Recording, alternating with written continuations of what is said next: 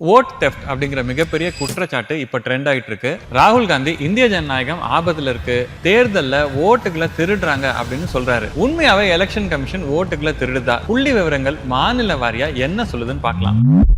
முதல்ல காங்கிரஸ் ஆள்ற கர்நாடகால என்ன நடந்தது? 2024 பொது தேர்தல்ல கர்நாடகால மொத்தம் 31 மாவட்ட தேர்தல் அதிகாரிகள் இருந்தாங்க. 400க்கு மேல தேர்தல் பதிவாளர்கள் இருந்தாங்க. 58,000 பேர் பூத் ஆபீசர்ஸ் இருந்தாங்க. டிராஃப்ட் வாக்காளர் பட்டியலும் கடைசி பட்டியலும் எல்லா கட்சிகளுக்கும் காங்கிரஸ்க்கும் சேர்த்து கொடுத்திருக்காங்க. ஆனா அவங்க கிட்ட இருந்து 2024 எலெக்ஷன்ஸ்க்கு முன்னாடியும் சரி, முடிஞ்ச சில மாசங்களுக்கு அப்புறமும் சரி, எந்த எதிர்ப்பும் வரல. சட்டப்படி வழக்கு தொடுக்க உரிமை இருந்தும் ஒரு வழக்கு கூட இதுவரைக்கும் போடல. அப்படின்னா வாக்காளர் பட்டியல்ல சந்தேகம் வரலன்னு தானே அர்த்தம். சரி, மகாராஷ்டிரா வாக்காளர் பட்டியல்ல என்ன ஆச்சு? மகாராஷ்டிரால வாக்காளர்கள் அதிகரிச்ச பேட்டர்னை பாத்தீங்கன்னா 2004 யூபி ஆட்சியில கிட்டத்தட்ட 30 லட்சம் பேர் சேர்ந்தாங்க. 2009ல இன்னொரு 30 லட்சம் பேர், 2024 என்டிஏ ஆட்சியில கிட்டத்தட்ட 40 லட்சம் பேரை சேர்த்திருக்காங்க. இது 2004, 9, 2024 பாப்புலேஷன் ட்ரெண்ட்ஸோட ஒத்து போகுது. ஓட்டிங் முடியும் போது காங்கிரஸோட ஏஜென்ட்ஸ் எல்லாருமே ஓட்டிங் ஃபார்ம் 17C கையெழுத்து போட்டு கொடுத்திருக்காங்க. அப்படின்னா எந்த எதிர்ப்பும் இல்ல அப்படின்னு அர்த்தம். 2011க்கு அப்புறம் மக்கள் தொகை கணக்கெடுப்பு இதுவரைக்கும் நடக்கல. சோ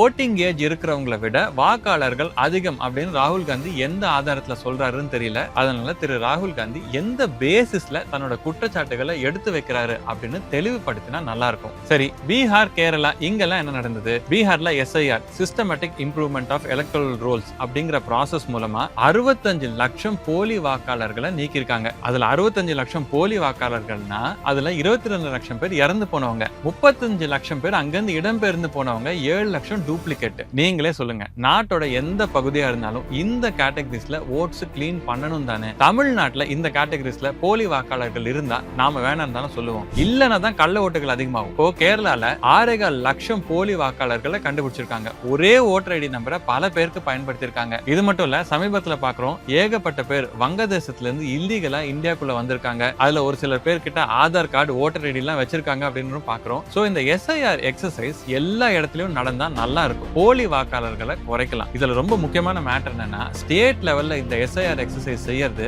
சென்ட்ரல் கவர்மெண்ட் இல்ல, உள்ளூர் ஆளுங்க தான். இதுக்கு முன்னாடி நடந்த ஒரு சில தேர்தல்கள்ல பாஜக ஜெயிச்சா ஓட்டிங் மிஷினே ஒர்க் பண்ணல, இல்ல ஓட்டிங் மிஷின் ஹேக் ஆயிடுச்சு அப்படின்னு குற்றச்சாட்டுகள் வந்தது. அப்போ காங்கிரஸ் ஜெயிச்சா மட்டும் ஓட்டிங் மிஷின் கரெக்டா ஒர்க் ஆகுதா அப்படின்னு கேள்வி வரும்ல. திரு ராகுல் காந்தி இந்த குற்றச்சாட்டுகள் வைக்கிறது தப்பு இல்ல. ஒரு ஜனநாயகம் நல்லபடியா நடக்க உண்மைகள் வெளியே வரணும். ஆனா அவர்கிட்ட ப்ராப்பர் ஆதாரங்கள் இருந்தா அதை ஓபனா ப்ரொடியூஸ் பண்ணலாம், இல்ல கோர்ட்ல கேஸே போடலாமே. அதை ஏன் பண்ண மாட்டேங்கிறாருன்னு தெரியல. வெறும் வாய் வார்த்தையில குற்றச்சாட்டு வச்சா எது உண்மை அப்படின்னு மக்களுக்கு எப்படி தெரியும்? இந்த விஷயத்தை பத்தி நீங்க என்ன நினைக்கிறீங்கன்னு கமெண்ட்ஸ்ல சொல்லுங்க.